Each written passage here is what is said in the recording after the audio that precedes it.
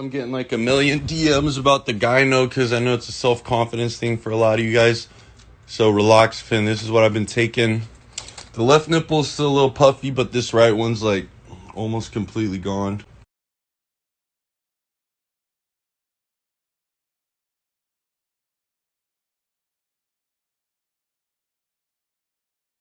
What's up guys, Derek, moreplates.com. Today we are going to be talking about Gyno again. Gyno is a more frequently discussed topic on the channel lately, it seems like. And a lot of people want to know, how do you get rid of it? Is surgery the only option? Is there anything you can really do to kind of attenuate the issue? What if you have, Gyno from puberty, you've had it for years? Is this, you would think the only solution is surgery at that point. And to be honest, if you have an existing lump, the likelihood that you're going to reverse it entirely with pharmacology is extremely low. However, what a lot of people don't realize is that it can be shrunk to such a significant extent that it's essentially unrecognizable or like imperceivable to the average person. Now, this depends on how developed it is, of course. If you have Gyno that looks like, I don't know, I'm not gonna like put out a bodybuilder example, but there are tons online. You can see of just like big masses formed under the nipple. Those ones that are like blatantly obvious, you can make them look a bit better, with serm deployment and whatnot. You can really get, shrink them down, make them less inflamed looking, but you're not gonna fix them. They're still gonna be visible. If you have a little bit of glandular tissue development though, or just like a little bit of a, problematic, Gyno, where it's not unsightly, but it's fucking there and it's noticeable, you may benefit from some sort of selective estrogen receptor modulation, which is where we get into this example of Jon Skywalker. So Jon is sort of like one of the, aesthetic era kind of guys, sort of inspired by Ziz, kind of, friends with Jeff Side, one of those kind of guys. When I say one of those kind of guys, I mean a guy who posts like, he's not necessarily like a mass monster by any means, but he is very aesthetically structured and expectedly draws a large audience based on his proportions, muscle insertions, leanness, etc. So anyways, his physique though has been riddled with one issue for his entire life, or the duration of his bodybuilding career, whatever you want to call it, and that is Gyno. So like a lot of people don't realize how temperature sensitive Gyno is too. So in certain circumstances, literally 2 seconds later, well maybe not 2 seconds, but like 10 to 15 seconds later, the environment of the tissue could change in such a manner where you can't even see it. And then, another 30 seconds later, all of a sudden it's like blatant again. Like it's almost like your dick. Like when it's like cold out versus when it's warm, it's gonna change in how much it turtles and how much it fucking, hangs. So Gyno's sort of similar. So anyways, one of the issues he's had, and obviously when there's the pictures, you can't tell as obviously. In some of the videos, it's a bit more obvious. You can see a bit of the Gyno there. It's not like it's that bad, dude, but it definitely is enough to bother him to the point where it impacts, like he was gonna get surgery for it, a bunch of shit, people pointing out quite often. But again, it's not that bad, and most people like don't even know it's fucking there, unless you're looking for it. Obviously, these photos are all strategically, placed and whatnot, where it's not obvious, but like, it's enough for him to be bothered by it to the point where he wanted to get surgery. So a lot of people knew about this. He's very outspoken about his Gyno and whatnot. Let's see if he actually posted a story today or not about it. Nothing, meal prep, something, fake ass people, somebody tagging him, nothing about Gyno. Okay, nothing. The reason I'm going through this is because I have a story somebody sent me of his plan to attenuate the Gyno. I just want to see if there's any more recent updates. It does not appear that there are. So anyways, I'm going to be pulling up the Instagram story that I was sent about what he's going to do. So this was the story posted the other day. Wow, Gyno is going away. Who am I anymore? So obviously this has been with him for so long at this point that he's like shocked that something's actually fucking working. And he's basically on his camera, like literally playing with his nips to show that they're far less inflamed and the tissue itself is, imperceivable. You can't even tell it's fucking there, just looking at it. Again though, temperature sensitive, many things sensitive, could literally change in 2 seconds when he stands up and goes and, like, you know, stands a certain way. Like, that's kind of just how it works. But obviously something is working to some extent, you know, significant enough for him to post this story and actually say that he might not get surgery now. I'm getting like a million DMs about the Gyno because I know it's a self-confidence thing for a lot of you guys. So Raloxifene, this is what I've been taking. The left nipple is still a little puffy, but this right one's like almost completely gone. So he's using Raloxifene to try and shrink it to a point where he doesn't need to get surgery anymore. So he says, I also stopped taking tests for a couple weeks to help with the Gyno because I didn't really want to get surgery. Just got back on test prop, 300 mgs about a week ago. I don't know, I said it like that. If when the Gyno goes away completely, I'm hopping on trend. So, you know, a progestogenic compound that can be problematic in its own right for exacerbating gynecomastia, obviously.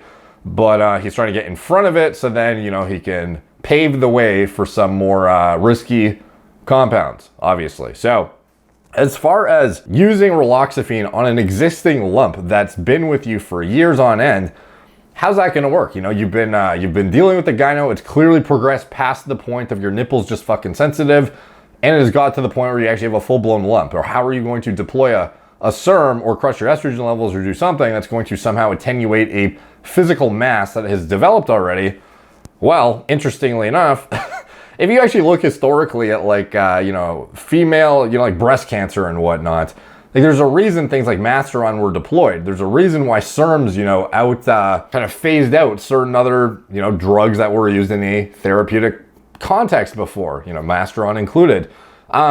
These things have blatant effects even on existing tissue. You know, you see this in transgender transitioning, male to female and vice versa. You see blatant differences in the size of the tissue itself, even though it's already either not developed or fully developed. You know, it can go back and forth pretty significantly. And obviously when you get like really far gone to a point that you've developed a giant titty, like you're gonna be dealing with like residual mass regardless of how hard you crank the serms probably.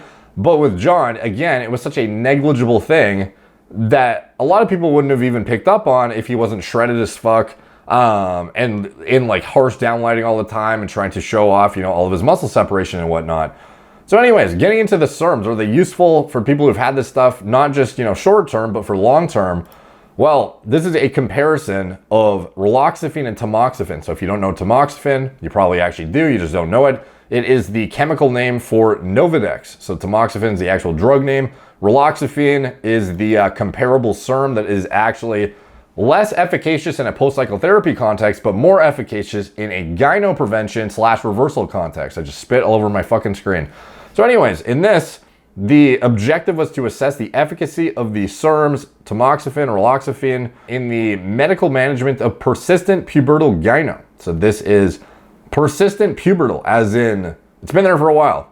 Retrospective chart review of 38 consecutive patients with persistent pubertal gynecomastia who presented to a pediatric endocrinology clinic. Patients received reassurance alone or a 3 to 9 month course of a estrogen receptor modifier, tamoxifen and Raloxifene. So anyways, they were giving it to patients roughly 15 years old, which is pretty young, but it's more common than you think to get gyno during puberty. And this is a time when you are otherwise at your most prone, I guess, because you're basically on a giant cycle of test and HGH pretty much. Like your IGF-1's through the fucking roof, concurrently with your test going through the roof, with your estrogen going through the roof. If you have poor body composition, you have extra aromatase enzymatic activity because of you're a fat ass, and you eat a shitty diet, like whatever it is, all of these stimulatory inputs are going to compound to an extra likely outcome of you developing gynecomastia. And it does happen to a lot of individuals during puberty. So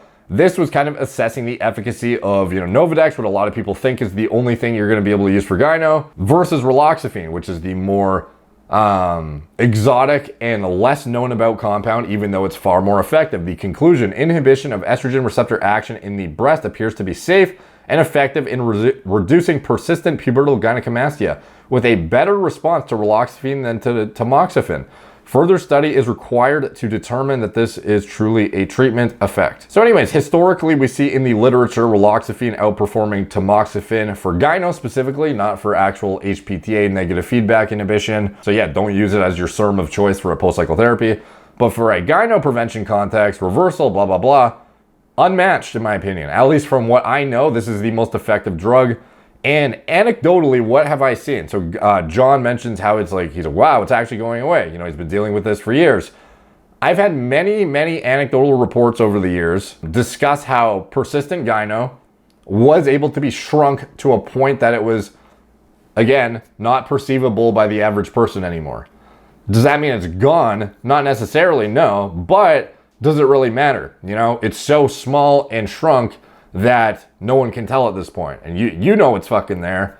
No one else does though. So I guess if it matters to you, then, you know, surgery still. But I mean, the point is this is something to run by your doctor potentially and actually look into, because you may not actually need surgery. Maybe you will. You know, a lot of people who have like really bad gyno, you know, you might need to get surgery for sure. But this is definitely something to look into potentially if you have ended up in a position like this, either through, you know, poor lifestyle and diet and whatnot. You know, some people during puberty though, it's not like they can do a whole lot, because genetics will play a role in estrogen metabolism, IGF-1 production, blah, blah, blah. There's a lot of shit that can happen. Hyperprolactinemia, there's a bunch of shit that can happen that is kind of above and beyond your control. It's not just like, oh, if you got gyno in puberty, then you fucked up somehow. Like, no, it could be genetically driven too. I'm just saying, it's almost like, you know, like type 1 versus type 2 diabetes. Some people are just genetically, unfortunately, end up in this position. Then other individuals like put themselves in this position. So don't be one of the guys who puts yourself in this position. But anyways, if you end up in this position, from either way, this is something to run by your doctor for sure and see if it's applicable for your specific situation. Because again, I have seen quite a few people have very successful outcomes with this, to the point that they were so satisfied they did not even proceed with surgery. So anyways, want to bring that to your guys' attention. I've touched on this very recently actually when we did the video of the dude who injected tests right into his gyno. Interesting video. You can check it out if you're interested to see how that went. And yeah, so maybe more gyno content in the near future, and we can talk about, you know, cycles that you should be very wary of, combinations that are, you know, essentially gyno fuel, shit that you should probably not combine and or use. Anyways, hope you guys liked the video. Like, subscribe, comment, helps the algorithm when you guys do that, so it's very much appreciated. Follow me on the social media platforms that I'm on: Instagram at More Plates More Dates, Facebook, Snapchat, BitChute, Twitter, TikTok, Apple Podcasts. If you want to support the channel, you can check out anything I'm associated with in the video description below, including my TRT clinic. All telemedicine from the comfort of your own home. Feel free to talk to our doctors about your gyno. They will not judge you, unlike certain doctors who will literally frown upon you for using anything synthetic and giving yourself gyno. They'd be like, some doctors will literally be like, you're a fucking idiot. Like, not only for taking gear, but for giving yourself gyno, and look at you with disgust when you come into their office, which is not what you need, you know? You need somebody who's understanding of the situation you put yourself in, and who hasn't done a stupid thing in their life, realistically. Like, even, luckily, I tolerate gyno, like, fairly well. Like, I can actually clear estrogen pretty well. My body is fairly tolerant of, like, reasonable doses of aromatizing drugs. Because when I was younger, I did a test DECA D-ball cycle, and holy fuck, did I start developing gyno pretty quick there. So, you know, everyone's kind of fucked up. Everyone's kind of done something that they shouldn't have. They didn't research enough first. So, you know, doctors need to be very understanding of this, in my opinion, when they have patients coming in who are already self-conscious and not sure about what to do. So rather than, you know, fucking, what's the word, like reprimanding them, I don't know, telling them they're stupid and telling them to fuck off until they stop taking gear, like actually, you know, educate them. That would be the ideal approach, at least in my opinion. So anyways, if that interests you, it's in the video description below, as well as my recommended lab tests and diagnostics and anything else I'm associated with. It's all in the video description below. Thank you guys for watching. Talk to you soon.